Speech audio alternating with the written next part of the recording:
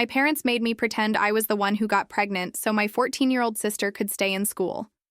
When I said I was losing everything I'd worked for, Mom just looked at me and said, "That's what big sisters are for."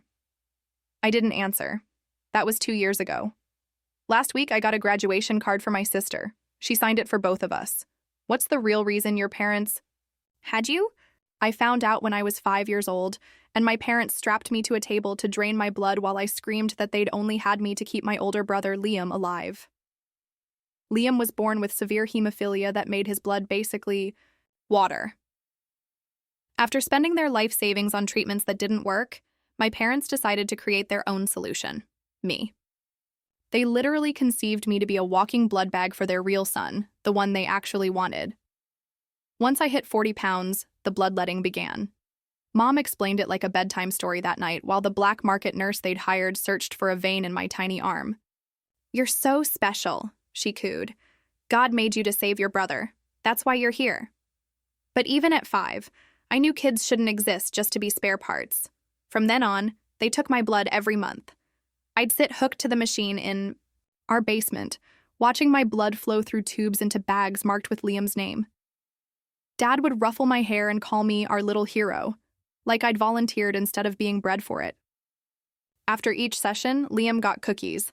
I got dizzy spells and iron pills that made me puke. But Liam didn't like it either. He'd sneak into my room afterward with his own cookies and we'd eat them under my blanket fort while he told me stories. When I'm better, he'd say, "I'll take care of you for once." Neither of us understood then that he'd never get better, and I'd never stop bleeding for him. By the time I was 10, the monthly draws became every 2 weeks because Liam's condition was deteriorating. I missed school every other Friday to sit in the basement while they drained me. My teachers asked about my constant exhaustion, the bruises on my arms that never healed before new ones appeared.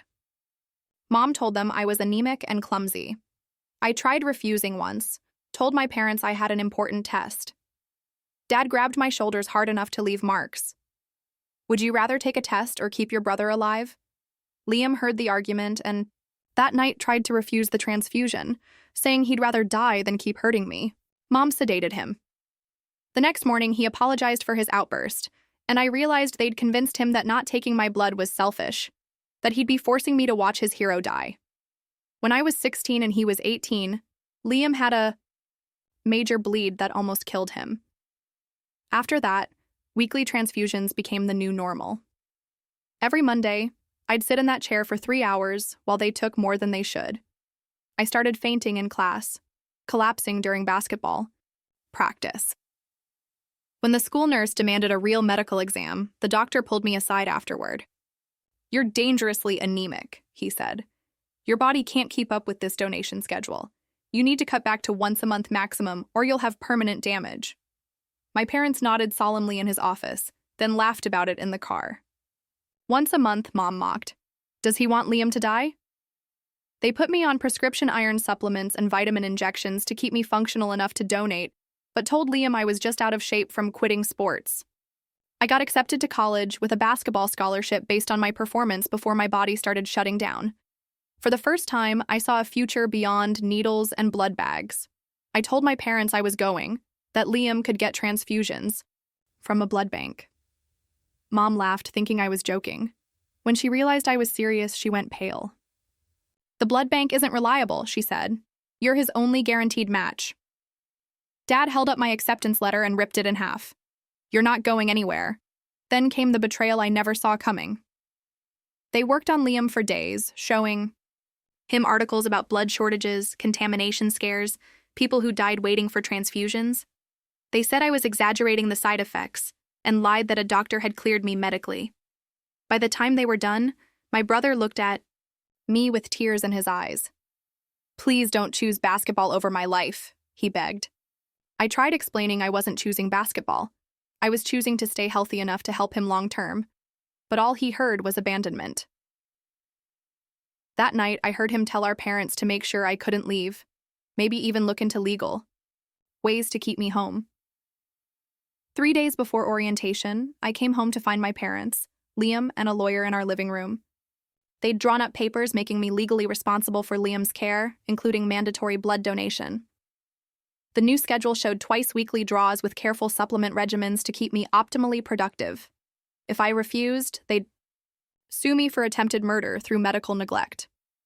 The increased frequency is temporary, Mom lied smoothly to Liam, just until we find additional donors. But I saw the truth in the lawyer's paperwork. This was permanent.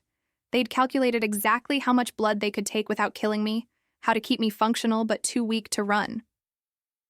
I had 3 days to escape before they legally trapped me in a schedule that would bleed me out drop by drop. I stared at the papers, my hands trembling from more than just blood loss. The lawyer adjusted his glasses and pointed to the signature line with a manicured finger. My parents sat on either side of Liam, their faces masks of concern that didn't reach their eyes. I needed time. I set the papers on the coffee table unsigned. Dad's jaw tightened. He started to stand, but Mom touched his arm, keeping him seated. They'd rehearsed this, planned for resistance. That night, I packed my duffel bag, essentials only, digital copies of my acceptance letter, part-time savings, and no traceable electronics. The basement session would be tomorrow.